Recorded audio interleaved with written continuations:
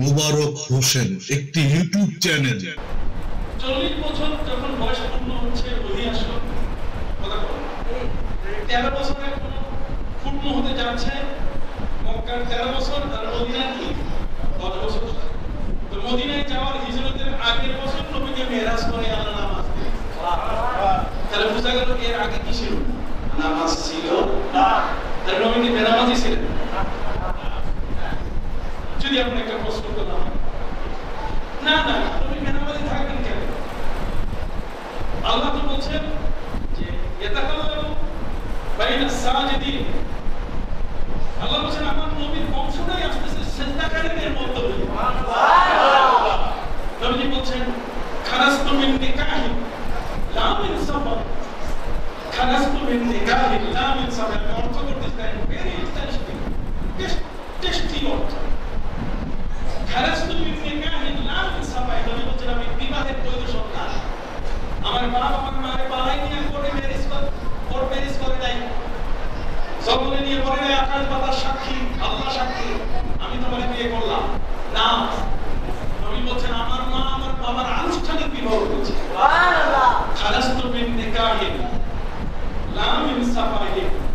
আমি চারুর সন্তান। সুবহানাল্লাহ। আমার প্রাণের মধ্যে কোনো ভেজাল নাই।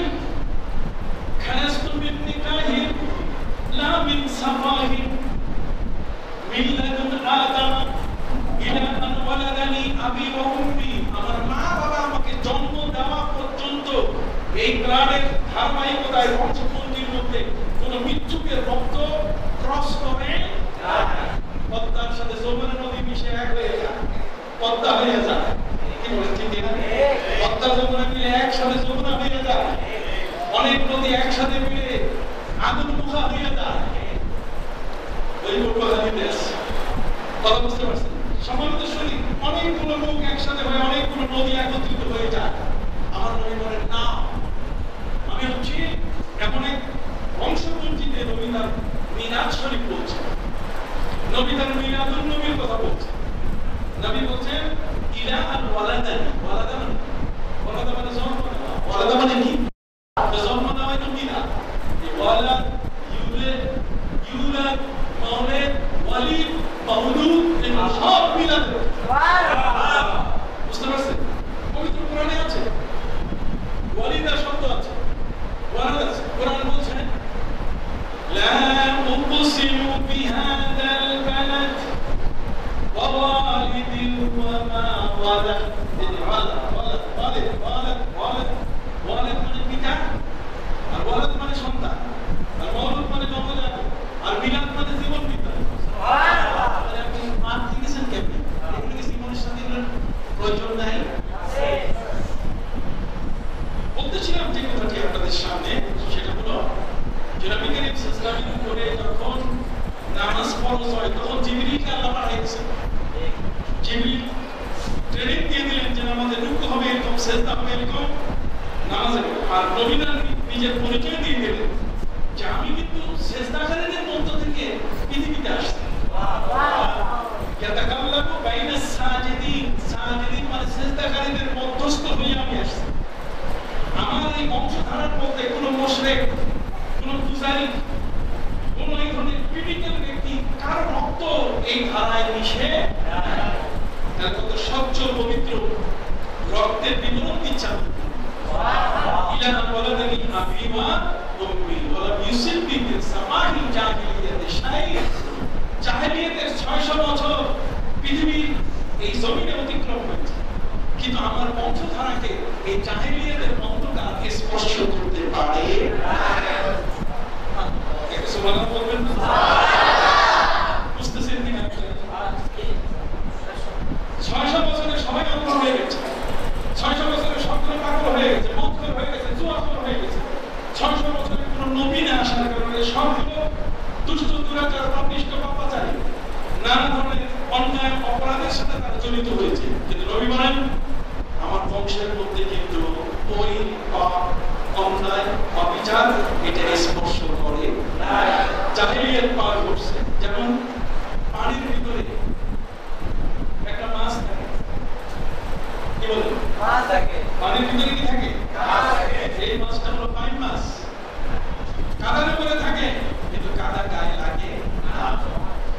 ইসলাম বলছেন আমার বংশ এই জাহিলিয়াতে 600 বছর অতিক্রম করেছে, কিন্তু আমার বংশের মধ্যে এই অন্ধকার জাহিলিয়ার মূর্খতা আল্লাহর সাথে শিরক এটা স্পর্শ করে। একটা ছোট উদাহরণ দিয়ে আসছি, যখন থেকে কথা বলে যায় যত জানবেন তত শিরক, যত জানবেন তত কি শিরক। আমার নবী হেরা পর্বতে গেছে কেন? নবীজি হেরা পর্বতে সেখানে কোরআন নিয়ে আসছেন, হেরা পর্বতে গেলেন কেন? হেরা পর্বতে গেছেন এই কারণে যে হেরা পর্বত নবী চিনতেন না। হেরা পর্বত চিনেছে তার দাদা খাজা আব্দুল মুত্তালিব। তিনি নবী করিম সাল্লাল্লাহু আলাইহি ওয়াসাল্লাম যখন শিশু, বাপ নাই, এই শিশুটাকে লালন করার জন্য দেওয়া হয়েছে দাইমা হালিমা। উনি তো 4 বছর পরে দিয়ে গেলেন। এরপর 6 বছরে আমার নবীর মা মারা গেল। এরপরে নবীর 6ষ্ঠ বছরের পর থেকে দাদার হাতে আসলেন।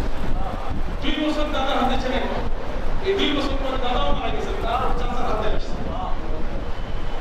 আল্লাহ বলছেন এই সময়টাতে যদিও নবী বাহ্যিক দৃষ্টিভঙ্গিতে দাইমার কাছে, বাহ্যিক দৃষ্টিভঙ্গিতে তিনি মায়ের কাছে এবং দাদার কাছে, চাচার কাছে, কিন্তু আপনি কিতাব খুলে দেখুন আল্লাহ রাব্বুল আলামিন আমার নবীকে লালনের ক্ষেত্রে তিনি 4 জন ফেরেশতাকে ব্যবহার করেছেন। তিনি হযরত ইসরাফিলকে বলছেন যে নবীর জন্ম থেকে দুধ খাওয়া পর্যন্ত তুমি পাহারা দিবে। কথা বলেন নাই, মায়ের কাছে থাকা অবস্থায় 6 বছর বয়স পর্যন্ত তিনি মিকাইলকে বলছেন পাহারা দাও। আবার দাদার কাছে 2 বছর থাকা অবস্থায় তিনি আজরাইলকে বলছেন তুমি পাহারা দাও। এরপরে নবীর জীবনের শেষ পর্যন্ত আল্লাহ তাআলা জিবরিল আমিনকে বলছেন যে তুমি এমন নবীর শেষ জীবন পর্যন্ত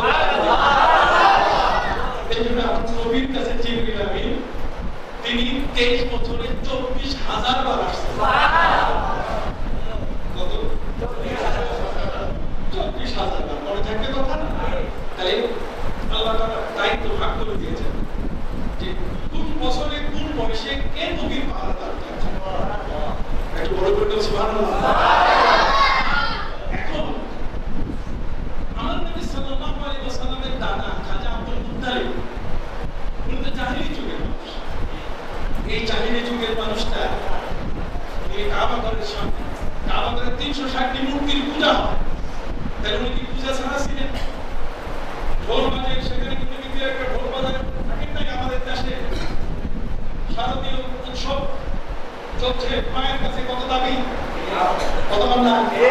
তাহলে ওই সময় এই 360টি মূর্তির কাছে কি এই খাজা আব্দুল মুত্তালিব নবীর দাদা কি কোনো দাবি করেন নাই যে মা তুমি এটা দাও, লাত এটা দাও, মানাত এটা দাও, উজ্জা এটা দাও, এটা মূর্তির নাম।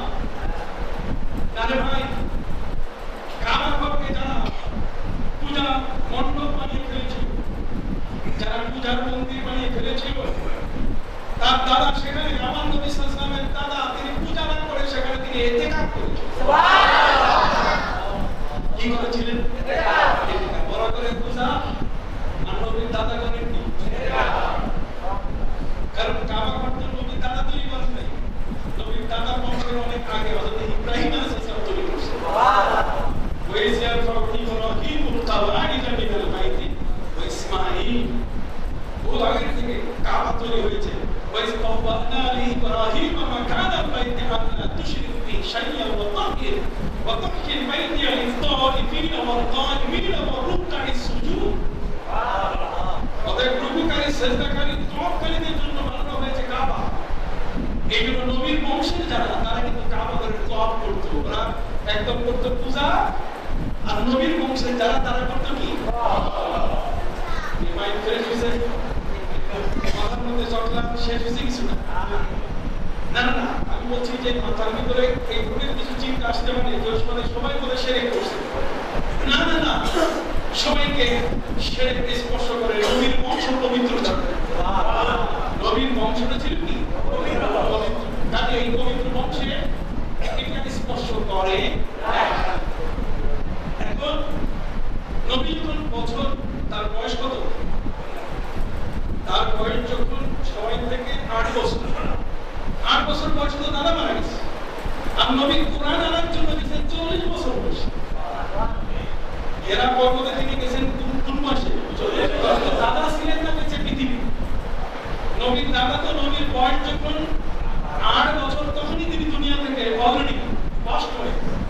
দুনিয়া থেকে তিনি বিদায় নিয়ে গেছেন, মারা গেছেন। তো মারা গেলে নবী যখন হেরা পর্বতে তিনি যান, কোরআন যখন নাযিল হলো ইকরা বিসমি রাব্বিকাল্লাযী খালাক, এটা যখন নাযিল হলো সূরা ইকরা, তখন তার দাদা বেঁচে ছিলেন না। এই হেরা পর্বত নবী ছিলেন কি করে? নবী ছিলেন ওই যে দাদা 2 বছর নাতিকে হাত ছাড়া করেন, বরং নাতিকে নিয়ে তিনি হেরা পর্বতে যেতেন, নাতিকে নিয়ে তিনি যেতেন। আমার নবী দাদার সাথে সাথে এদিকে কাবা ঘরে পূজা হতো, আর নবী দাদার সাথে তিনি হেরা পর্বতে গিয়ে তাহান্নুস বিশেষ ইবাদতের মধ্যে তিনি বিনিয়োগ করতেন দাদার সাথে। এই জন্য দাদা হবেন যোগ্য দাদা। নাতিকে হাত ধরে মসজিদে আনবেন, খবরদার কানের আসরে নিয়ে যাবেন না। নবীর দাদা আমার নবীকে নিয়ে গেছেন কোথায়? এখন আপনি বলবেন যে হেরা পর্বতে গেলেন কেন? ওখানে যাওয়ার দরকার। আর একটা নিরিবিলি জায়গা, ওখানে আল্লাহকে নিরিবিলি ডাকা যায়, শুনশান জায়গা, কোনো আওয়াজ নাই, কিচ্ছু নাই। আর সেখানে তার দাদা বেঁচে নিয়েছিলেন এই কারণে যে গুহাটা ছিল এমন একটা জায়গায় যে ওইখান থেকে কাবা ঘর দেখা যায়। কাবা কানেক্টেড গুহা ছিল। এই জন্য আমরা বলে থাকি যে কাবা হলো শরীয়ত আর হেরা হলো মারিফত। কাবা কি? শরীয়ত। আর হেরা পর্বত কি? মারিফত। ওখানে নবী ধ্যানে ছিল। আর এখানে এসে এখানে এসে তিনি তার দাদা ইবাদত করতেন। এখানে রুকু সিজদা করা, আর ওখানে বসে আল্লাহ আল্লাহ আল্লাহ আল্লাহ আল্লাহ আল্লাহ। তার মানে পীর মাশায়েখরা যে খানকা করেছেন, ওই খানকাটাই হলো হেরা পর্বত। পীরের খানকা হলো কি? হেরা পর্বত। পীরের যে কেরাসকারের যে আস্তানা, সেটা হলো কি? হেরা পর্বত। এখানে বিশেষ ধ্যানে আত্মনিয়োগ করতেন। আর নামাজের আযান যখন হতো তখন চলে যেতেন কোথায়? নামাজ হতো মসজিদে, আর জিকির হতো কোথায়? খানকায়। আপনি বুঝতে পারছি? মনে থাকবে? আমার আশা হয় কিনা জানি না, বলে যাচ্ছি, খুব মনে রাখবেন। আজ পৃথিবীতে এই বিষয়গুলোকে মন্থন করা, গভীরভাবে এগুলোকে চিন্তা ভাবনা করার মানুষের সংখ্যা খুব। শুধু মাঝে কথা বলতে অভ্যস্ত, একটা ফেসবুক স্ট্যাটাস আপনি দেখবেন, হায় হায় মানে পাগল না ছাগল না অর্ধেক ম্যাট হয়ে গেছে, বলা মুশকিল। হাফ ম্যাট মানুষ, ফুল ম্যাট, এগুলো কমেন্টস করে পাগলের মতো গালি ছাড়া কিছু জানে। এগুলো আমি ফেসবুকে কথা বলেছি, আমি বলি না ইচ্ছিকে পাকা ছোট কিছু বুঝে না, আজে বাজে একটা মন্তব্য করে দিই, কিচ্ছু না। যেমন আমি বলতেছিলাম, আমাকে যে দায়িত্ব দেওয়া হয়েছে ঈদে মিলাদুন নবী ইসলামের গুরুত্ব এবং তার অনুসার, আমি কোনটা ধুয়ে কোন দিকে যাব? আমি তো আগেই বলেছি কোরআন মানে নবী, নবী মানে কি? কোরআন। নবী নিয়ে কথা বলে কোরআনের সাগর আমার চোখের সামনে উপস্থিত হচ্ছে। আমি কোন নদীতে কোনভাবে আমি লাভবান, কোনখানে আমি সাঁতার কাটবো আমি নিজে খুঁজে পাচ্ছি না। সম্মানিত সুধী, নবীজি দাদার সাথে যেতেন। দাদা কিন্তু শিরক করেন নাই, তো দাদা যেহেতু শিরক করেন নাই, তাহলে দাদার ছেলেটাকে কি শিরক করতে? নাতিকে নিয়ে গেছেন ইবাদত খানায়, তার ছেলেটাকে কি উনি বাদ দিয়েছেন? তাকে কি শিরক করতে দিয়েছেন? এই জন্য নবীর পিতা মাতা মুশরিক ছিলেন না। একদল মানুষ বলিয়া হয়ে উঠেছে, আমার নবীর মা বাবাকে জাহান্নামী মুশরিক বলেন। নবী করিম সাল্লাল্লাহু আলাইহি ওয়াসাল্লাম পবিত্র কোরআনের একটা আয়াত থেকে আমাদেরকে শোনাই দিয়েছেন। পবিত্র কোরআন মধ্যে আল্লাহ রাব্বুল আলামিন বলেন, ওয়া মা কুন্না মুআযযিবিনা হাত্তা নাবআসা রাসূলা। আল্লাহ বলেন, যে যুগে আমি কোনো রাসূল পাঠাই নাই, ওই লোকগুলোকে আমি জাহান্নামে শাস্তি দিব না। তাহলে 600 বছরে কোনো নবী আসেন নাই। এই 600 বছরের মধ্যে নবীর মা বাবা, আল্লাহ বলেন আমি তাদেরকে শাস্তি দিব না। তাহলে যাকে আল্লাহ শাস্তি দিবেন না, তাকে আপনি হাত ধরে জাহান্নামের মধ্যে ঢুকাই দিতেছেন। তার নবীর মা বাবা, আপনার সাবজেক্ট আর 600। ফেরাউনের মা বাবা নিয়ে কথা বলে সেখানে কথা বলা হয়েছে, নমরুদের মা বাবা নিয়ে কথা বলে সেখানে পালাই। কিন্তু নবীর মা বাবাকে ধরে, নবীর উম্মত, যে নবীর সুপারিশ ছাড়া কে আমাদের তোমার ওই বাঁচার পথ নাই, আর সেই নবীর মা বাবাকে ধরে তুমি জাহান্নামে ঢুকাও। নবী করিম সাল্লাল্লাহু আলাইহি ওয়াসাল্লাম বলেছেন, লা তাসুবুল আহিয়া লা তুযুল আহিয়া বিসাবিল আমওয়াত, মৃতদেরকে গালি দিয়ে তুমি কখনো জীবিত ব্যক্তিদের, তার বংশের যারা বেঁচে আছে তাদেরকে কষ্ট দিও না। তুমি আজকে বলছো নবীর মা বাবা জাহান্নামী, এটা যদি নবী শুনতেন তাহলে তোমার উপরে খুব প্রশ্ন করতেন যে আমি তোমার এই বার্তাটি করতে পারছি, আমি তোমাকে কি দায়িত্ব দিচ্ছি আমি আমার মা বাবা জান্নাতি না জাহান্নামী, এটা কি তোমাকে দায়িত্ব দিচ্ছি আমি? ভাই কথাগুলো কি বুঝতে পারছেন? আচ্ছা আসেন আরো বেশি একটা কথা বলি। এটা হলো জামান নবী সাল্লাল্লাহু আলাইহি ওয়াসাল্লাম যখন মায়ের পেটে, তখন কি বাবা মারা গেছে। তার এই জীবনটা হলো নবীর কোন জীবন বলবে? এটা কি শৈশব জীবন? এটা কি কৈশোর? এটা কি যৌবন? এটা কি প্রৌঢ়কাল? এটা কি বার্ধক্যকাল? মানুষের জীবনের মধ্যে 8টা কাল আছে। কয়টা? 8টা। যেমন তুফুলিয়া, সাবিয়া, শাবিয়া, মরাহিকিয়া, এরপরে শাইখুকিয়া, ফানিয়া, হেরামিয়া, কুহুলিয়া। মানুষের জীবনের মধ্যে 8টা কাল আছে। 8টা কালের মধ্যে একটা হচ্ছে শৈশবকাল, শিশুকাল। কিন্তু নবী যখন মায়ের পেটে, তখন এই কালটা কোন কাল? আপনারা সবাই শিক্ষিত ভাষার নাম দেন একটা। নবী যখন মায়ের পেটে, আল্লাহ তাআলা সেই মায়ের পেটে নবীর অবস্থানকালীন এই সময়টাকে তিনি বলছেন এটা হচ্ছে নবীর এতিমি কাল। কোরআনে আল্লাহ বলছেন এতিমি কাল। আপনি নবীকে নিয়ে বিচার করতেছেন যে নবী 40 বছরের পরে 23 বছর 63 বছর পর্যন্ত নবীকে নিয়ে কথা বলেন। আল্লাহ নবীকে নিয়ে কথা বলতেছেন মায়ের পেটে থাকা অবস্থায় যে নবী পা হারালেন, আর সেই নবীকে নিয়ে আল্লাহ কথা বলছেন। আর আপনি বাটপারি কইরা 40 বছরে চলে আসলেন, এত লেট করে নবীর 40 বছরের জীবন আপনি বাদ দিলেন। মানুষের জীবনের 40 বছর, এটাই তো সবচেয়ে ক্রিম কাল, এটাই তো সোনালী জীবন। এখানে যৌবন আছে, 40 বছরের পরে আস্তে আস্তে পুরো হয়ে যায়, তখন কিন্তু আর ওইরকম স্বাদ থাকে না, দাঁত ভেঙে যায়, তার কলার দুধ খাইয়ে বাসে, তখন আর গরুর হাত খাবার স্বাদ থাকলেও খাইতে পায়।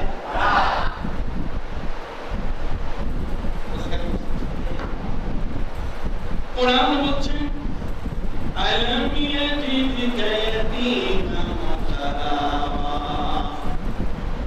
আমি কি আপনাকে এতিম পাই না? তারপরে মায়ের গর্ভ থেকে জন্ম নিয়ে আপনি মা ছাড়া বাপ দেখেন। আরবের লোক এরকম বাচ্চা, যে বাচ্চা মায়ের পেটে থাকতে বাপ মারা যায়, জন্ম নিয়ে বাপ দেখে না, সেই বাচ্চাটাকে ওরা ট্রেস করার জন্য তাকে উম্মি বলে ডাকে। কি বলে ডাকে? উম্মি মানে এটি ট্রেস করবে। উম্মি শব্দটাই বোঝাবে যে এই বাচ্চাটা মায়ের পেটে থাকা অবস্থায় তার কি বাবা মারা গেছে, বাবা মারা গেছে। কি চমৎকার! আর আপনি তারা হয়ে আপনি উম্মি বলতে গেলে মূর্খ,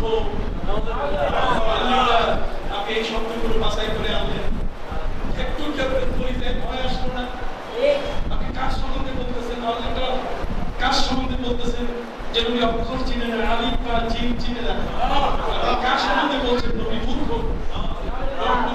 আমি যদি আমার বাপকে মূর্খ করি, আমার বাপ এই সরকারি দিলাম, তোর বাপের যে মূর্খ, তোর মতো শিক্ষিত ছেলে আমার দরকার। কি বলে ঠিক না? তোর মতো শিক্ষিত মেয়ে আমার দরকার। নবীকে নিয়ে কথা বলতে গেলে 1000 বার মুখের মধ্যে কষ্ট লাগে, বলতে না পারলে চুপ থাকে, আর বলতে গেলে বলতে হবে একেবারে নবীকে সাথে। তাহলে যে নবী জগতের মধ্যে শুধু আগমন করলেন, সেই নবী সাল্লাল্লাহু আলাইহি ওয়াসাল্লাম তিনি তার নিজের পরিচয় দিচ্ছেন। এখন বলা হলো যে মিলাদুন নবী আসলে এটা গুরুত্ব আছে কিনা? গুরুত্ব আছে কিনা? নবীর সামনে নবীর মিলাদ যে সাহাবী করতেছে তার মুখে শুনি নবীর সামনে নবীর মিলাদ। নবীর মিলাদ বলেন আসেন।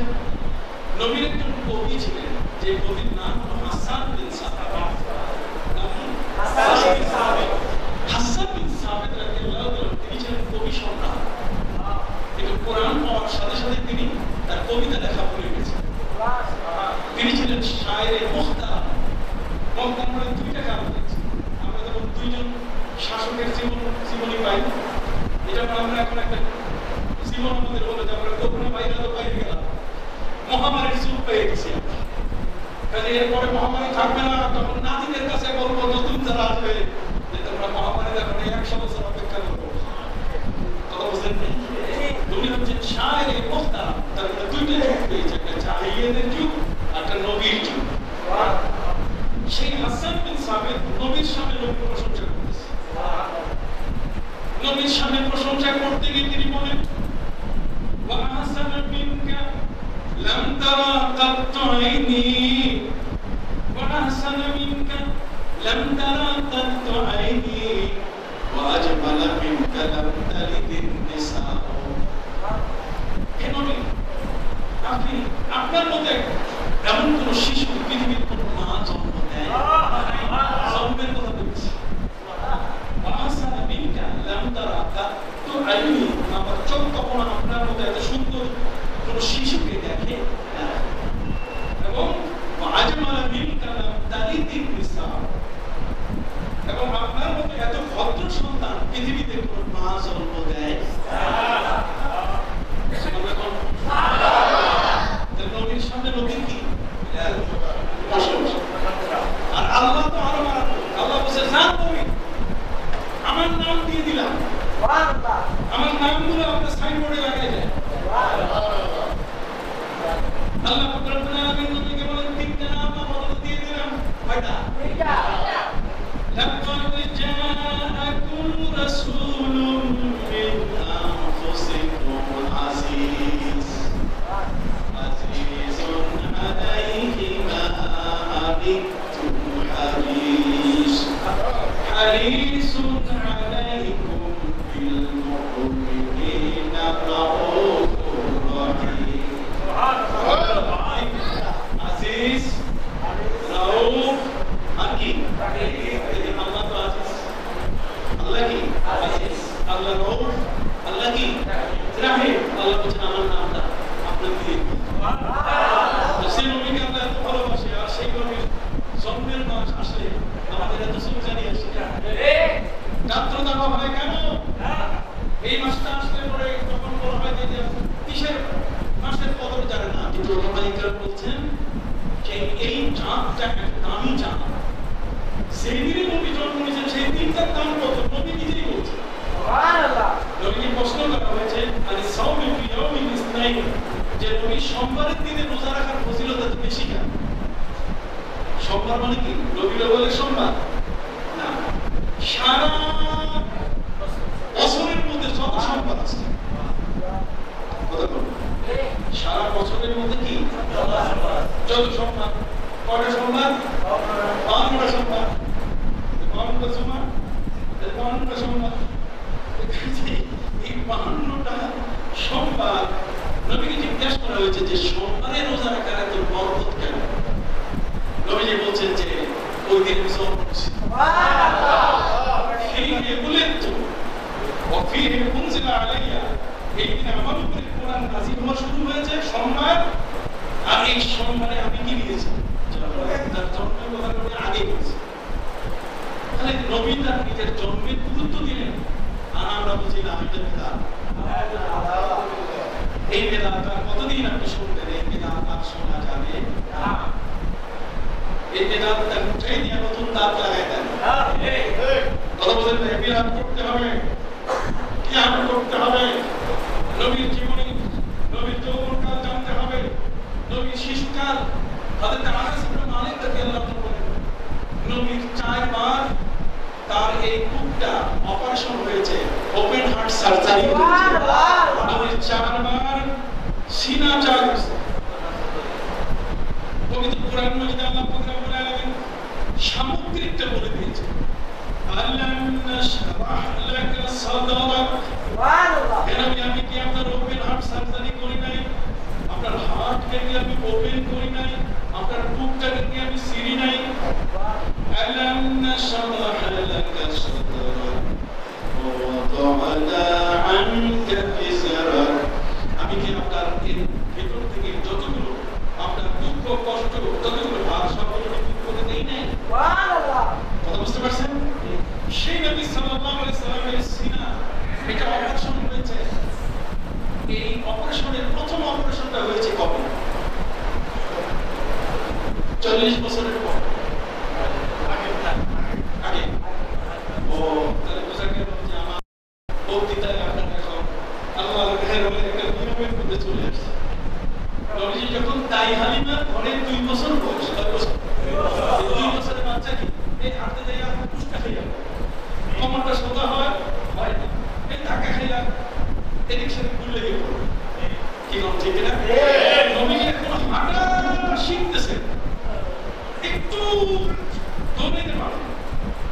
ওই সময় নবীকে তার সিনা চাপ করা হচ্ছে, তার সিনার ওপেন হার্ট সার্জারি হচ্ছে একটা শিশু। আমাদের দেশে কোনো কোনো মায়ের গর্ভ থেকে শিশু জন্ম নিলে তার হার্ট ফুটা পাওয়া যায়, সেখানে ডাক্তার সেখানে কোনো কোনো ক্ষেত্রে ওষুধ দিয়ে ফুটাটা বন্ধ করার ব্যবস্থা করে, তাহলে এটা অপারেশন করতে হবে। নবীজি শিশু, তার হার্ট অপারেশন হয়েছে। হার্ট অপারেশন যখন হচ্ছিল তখন দাইমা হালিমাতু সাদিয়ার কাছে তার মেয়ে শায়মা নাম কি শায়মা, এই শায়মা তিনি এসে মাকে বলছেন, মা শিশু মোহাম্মদ সাল্লাল্লাহু আলাইহি সাল্লাম তাকে মাটির উপরে শোয়ে বুকটা চিরেছে, রক্ত পড়ছে। মা দৌড়ে গেছে, দৌড়ে যেতে যেতে তার আগে অপারেশন শেষ। সুবহানাল্লাহ। নবী উঠাবার করে দেখলেন তার বুকে শিরার দাগ। আমাদের দেশে আমতাদলি এই শিরার ব্যবস্থা আছে যাতে দাগটা দেখা না যায়। হযরত আনাস ইবনে মালিক রাদিয়াল্লাহু তাআলা বলেন যে আমি আমার নবীর 10 বছর খাদেম ছিলাম। সুবহানাল্লাহ। নবীর কাপড় ধুইছি, নবীর গায়ে জামা পরাই দিছি। সুবহানাল্লাহ। 10 বছর খাদেম ছিলাম। এই 10 বছরের মধ্যে নবীজি সিনার মধ্যে যে চাকা দিয়েছে, আর ওপেন হার্ট সার্জারির কারণে যে শিরায় দেওয়া হচ্ছে, আনাস ইবনে মালিক তিনি বলেছেন 10 বছর পর্যন্ত আমি নবী করিম সাল্লাল্লাহু আলাইহি ওয়াসাল্লামের বুকের মধ্যে সেই শিরায় দাগ দেখেছি। সুবহানাল্লাহ। কে বর্ণনা করতেছেন? হাদিসখানে আছে কোথায়? সহিহ মুসলিম। কোথায়? মুসলিমের কথা বলে তার মুসলমান হওয়ার বাকি থাকে না। কারণ বাবা বুখারী আর মুসলিমে আছে, মুসলিমে যেহেতু আছে, মুসলিমে সহিহ মুসলিম, সহিহ মুসলিম, বুখারী ও তিরমিজি, আবু দাউদ, ইবনে মাজাহ, নাসাই, এটা 6টা কিতাব। এই 6টা কিতাবের মধ্যে মুসলিম শরীফের মধ্যে সেখানে নবী করিম সাল্লাল্লাহু আলাইহি ওয়াসাল্লামের 2 বছর বয়সে তার সিনা চাপ হয়েছে, এই ঘটনা আছে। তাহলে বোঝা গেল নবী করিম সাল্লাল্লাহু আলাইহি ওয়াসাল্লামের জীবনের 40 বছর পরেই তার জীবনী আলোচনা করতে হবে তা কিন্তু নয়। তিনি যৌবনকালে আলম হুজুর, তিনি যুবকদের নিয়ে তিনি শান্তি সন্ত প্রতিষ্ঠা করেছেন। সুবহানাল্লাহ। সুবহানাল্লাহ। যে নবী জগতের মধ্যে এসে আজ এই জগৎকে তিনি পরিবর্তন করলেন, বিশ্ব শান্তির দূত হয়ে আগমন করলেন। নিরাপত্তা পেয়ে গেল শিশুরা, শিশু কন্যারা, তাদেরকে এখন বাবা তাদেরকে জীবন্ত খবর দিতে সেই সুযোগও কি নাই। যাকে আল্লাহ এত মহব্বত করেন, যাকে আল্লাহ আরশে নিয়ে গেলেন, যাকে মাকামে মাহমুদের মালিক বানালেন, কথা বলেন, সেই নবী সাল্লাল্লাহু আলাইহি ওয়াসাল্লাম যে মাসে আসছে তার জন্মের সাথে সাথে নওশাদ 14টা কুটুরি ভেঙে পড়ল। পারস্য রাজের 1000 বছরের আগুন নিভে গেল। 3 সাগরের প্রতিমা বিসর্জন দেওয়ার পানি সব শুকায় গেল। তাহলে এটা কি ফ্যাক্টর না? এগুলো কি বিষয় না? অবশ্যই কি। এই জন্য আমি আপনাদের খেদমতে বিনয়ের সাথে আলোচনা করতে চাই। পবিত্র কোরআন বলতে আল্লাহ রব্বুল আলামিন তিনি বলছেন, ওয়াজকুরু নি'মাতাল্লাহি আলাইকুম ইয কুনতুম আ'দাআন ফাআল্লাফা বাইনা কুলুবিকুম ফাআসবাহতুম বিনি'মাতিহি ইখওয়ানা। তোমরা ওই সবচেয়ে বড় নিয়ামত, মানে আমার নবীর কথা বারবার আলোচনা করো, নবীকে নিয়ে বারবার তোমরা মাজমা একটা বড় ধরনের আশা জমাও। আল্লাহ বলেন আমার নবী হচ্ছে তোমাদের উপর আমার নিয়ামত, রহমত তো বটে, আমার কি নিয়ামত। কেন? ইসকুনতুম আ'দাআন, তোমরা ছিলে পরস্পরের শত্রু, ফাআসবাহতুম বিনি'মাতিহি ইখওয়ানা, আমার এই নিয়ামত আমার রাসূলের কারণে তোমরা ভাই ভাই হয়ে গেছো। ওয়া কুনতুম আলা শাফা হুফরাতিন মিনান নার, পাপের অবস্থা এত বেশি হয়েছিল যে পৃথিবীটা আইসিইউতে ঢুকে পড়েছে, পৃথিবীর গায়ে ক্যান্সার হয়ে গেছিল, পৃথিবীর আর বাঁচার উপায় ছিল না। নবীজির আগে 600 বছরের এই অন্ধকার কালিমায় পাপে জর্জরিত হয়ে পৃথিবীটা উপযুক্ত হয়ে পড়েছিল, যেটাকে এখন ধ্বংস করে দেওয়া হবে। অথচ সেই সময় নবী তোমাদেরকে সেখান থেকে উদ্ধারের ব্যবস্থা করেছেন। কাজে যে নবী সমাজ তৈরি করলেন, সুশীল সমাজ, যে নবী ছোটদেরকে শেখালেন বড়দেরকে শ্রদ্ধা করার, বড়দেরকে বললেন ছোটদের প্রতি স্নেহ করার, যে নবী রাষ্ট্র পরিচালনা করলেন অথচ সেখানে কোনো জেলখানা নাই, রাষ্ট্রের কি নাই, জেলখানা নাই, সেই নবী মুহাম্মদ রাসূলুল্লাহ সাল্লাল্লাহু আলাইহি ওয়াসাল্লামের শুভাগমন, এটা আমাদের জন্য রহমত এবং নিয়ামত কিনা? উঁচু করে বলেন রহমত এবং নিয়ামত কিনা?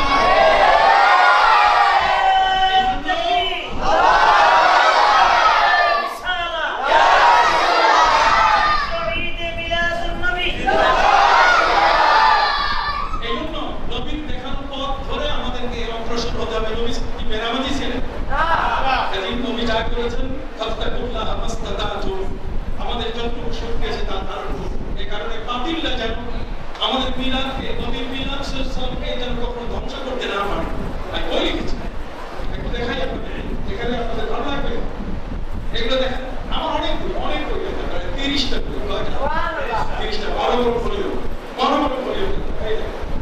বিশাল ফলিও লিখেছি আশিকে রাসূলের চোখে মিলাদ ও কিয়াম দরুদ সালাম। যারা নবীর আশিক তারই নবী মিলাদ বলতে কিয়াম বলতে, যেগুলোর চোখে আবু জাহেল ঢুকছে, যেগুলোর চোখে আবু জাহেল ঢুকছে, এগুলো কখনো সেখানে ভালো কিছু দেখতে পাবে না। প্রায় 650 পৃষ্ঠা। আমি চ্যালেঞ্জ করেছি, পারলে তোমরা এই বইটার উত্তর দাও, পারবে। মিলাদ এবং কিয়াম এটা আমাদের প্রয়োজন। ঠিক এমনি করে আজকে ওরা আমাদেরকে হাত পাতা নামের নিচ থেকে বুকের উপরে আনছে, মসজিদ ফাটাই ফেলে, অথচ দেশের 3 মাস সময় করে আমরা এই জমিনের মধ্যে এসে তারা আমাদেরকে কিভাবে আল্লাহকে ডাকতে হবে আমাদের বন্দেগী করে শিখে গেছে। এই জন্য আমি 113 মাসলায় বিভ্রান্তির সমাধান বই লিখেছি। ওরা আমার নবীকে হায়াতুল নবী মনে করে না, ওরা বলে নবী মরে গেছে, নবী নাই, আমরা খুঁজে পাওয়া যাবে না। আমি বই লিখেছি রওজা মুবারকে জিন্দা নবী, আমরা নবীর রওজা জিয়ারত করতে যাব মদিনা মুনাওয়ারায়, ওখানে যাওয়া যাবে না বেদা, তাই মসজিদে ঘুরেন, ওখানে যাওয়া যাবে, কিন্তু নবীর রওজায় যাওয়া যাবে না। সম্মানিত সুধীজন, আমি লিখেছি বিশ্ব নবী সাল্লাল্লাহু রওজা জিয়ারত এবং মদিনা মুনাওয়ারার ফজিলত লিখে দিয়েছি। ওরা আমাদের সমাজ থেকে শবে বরাত তুলে দিয়েছে। আমি শবে বরাতের উপরে বই লিখেছি, পবিত্র কোরআন সুন্নাহর আলোকে। রাখবার দেখাবার দরকার নাই, অনেক বই, কয়টা বলবো, প্রায় 30টার মতো বড় বড় বই। আরেকটা বই লিখছি, এক মুতাজিলা আমাদের সমাজে ঢুকেছে, আমি নামি কোরআন শরীফ, এটা হচ্ছে আমি এই অনুষ্ঠান সে বলছে যে জাহান্নামের মধ্যে যদি কোনো ব্যক্তি একবার ঢুকে তাহলে তাকে বাইর করা যাবে না। তার দলের মানুষের তার টুটি চিপে ধরছে যে তুমি কেউ ভুল বলেছো। আমি তাকে একবার এয়ারপোর্টে সতর্ক করে দিয়েছি, খবরটা তোমার কারণে কিন্তু আমাদের ইজ্জত যাচ্ছে, তুমি কোথায় লেখাপড়া করেছো, তুমি এটা করছো কেন, তুমি ওয়াজ করতে না পারলে ময়দান থেকে নেমে যাও। তোমার বক্তৃতা জাতির প্রয়োজন, কিন্তু মিথ্যা ভুল তুমি কখনো বলো না। মুতাসাররফ করে দিচ্ছে মানুষগুলো। সম্মানিত সুধী, নবী করিম সাল্লাল্লাহু আলাইহি ওয়াসাল্লাম রওজা মুবারকে তিনি জিন্দা। নবীজি রওজা মুবারকে প্রত্যেকটা হাদিস লিখতে গিয়ে হযরত ইমাম বুখারী অনুমতি নিয়েছেন। সুবহানাল্লাহ। নবীজিকে সালাম দিলে সেই সালামের উত্তর তিনি দিতেন, সালামের উত্তর দিতে পারেন। কথা কি বুঝতে পারছেন? এই জন্য আপনাদের মধ্যে বিনয়ের সাথে আরজ করতে চাই, আমি বই লিখেছি, সে বলছে যে নবীর মুহাম্মদের কোনো আয়াত কোরআনে নাই। এই জন্য 900 পৃষ্ঠার একটা বই লিখেছি, সেটা হলো পবিত্র কোরআন এবং সুন্নাহর আলোকে নবীর প্রেম। সুবহানাল্লাহ। আপনারা আমার জন্য দোয়া করবেন। আমি আর কথা বাড়াচ্ছি না, আপনি বুঝতেই পারছেন বিশাল বড় সাবজেক্ট। আজকে জনাব অ্যাডভোকেট জনাব আলহাজ অ্যাডভোকেট নূর মোহাম্মদ হাওলাদার সাহেব, মসজিদের সেক্রেটারি, মুফতিজন যারা এখানে এসেছেন, এবং আমরা প্রথমে তো মনে করছি রাজধানী আজকে বলছে শূন্য মাঠে আমাকে ফিরে যেতে হবে, কিন্তু আল্লাহর মেহেরবানি আপনারা নবীকে পছন্দ করেন, নবীকে ভালোবাসেন। এই সমস্ত দরবার পীর মাশায়েখের এই সমস্ত খানকা, তাদের এই সমস্ত আস্তানা, এগুলো আমাদেরকে হেদায়েতের পথ, আল্লাহ এবং তার রাসূলের পরিচয় দেখিয়ে দিয়েছে। কাজে আমরা যেন কখনোই এগুলো থেকে বিচ্ছিন্ন না হই।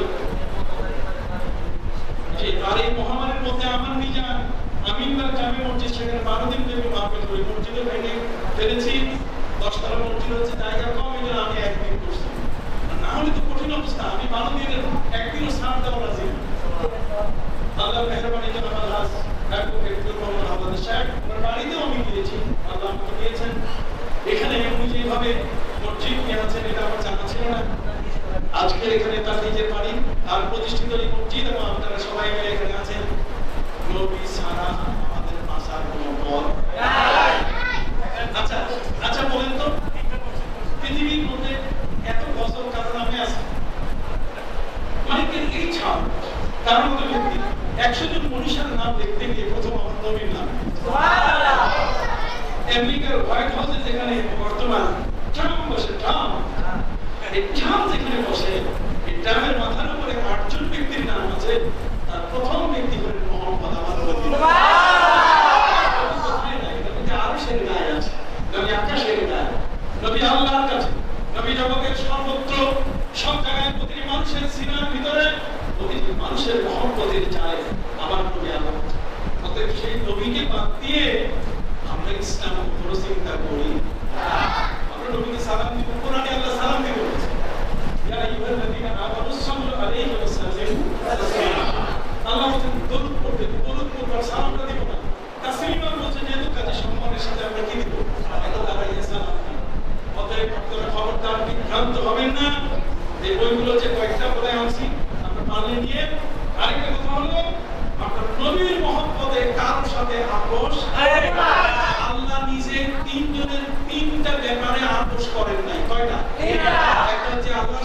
শিরক করছে আল্লাহ বলছে তাকে আমি ছাড়বো না ইন্না শিরকা লাযুলমুন আযীম আর কাছে নবীর সাথে যে বেয়াদবি করছে আল্লাহ তারও আমি ছাড়বো না যে লোকটা উহুদের ময়দানে নবীর কাঁধে তীর মারছে ওটার নাম হচ্ছে আব্দুল্লাহ ইবনে তাওয়া আল্লাহ তাআলা তার বংশের নাম কামাল করে দিয়েছে এখন পর্যন্ত যত ছেলে মেয়ে জন্ম নিতেছে ওদের কারো মুখে দাঁত নাই যে পুরোটা এটা নবীর নাম ভেঙে ফেলছে কথা বুঝতে পারছেন আল্লাহ নবীদের সাথে যদি কেউ বেয়াদবি করে মানে হাদালি ওয়ালিয়ান ফাকাদ আযানতুহু বিল হারব আমার ওলি আমার এই পীর ফকিরদের সাথে যদি কেউ বেয়াদবি করে আল্লাহ আমি নিজে যুদ্ধে নেমে যাই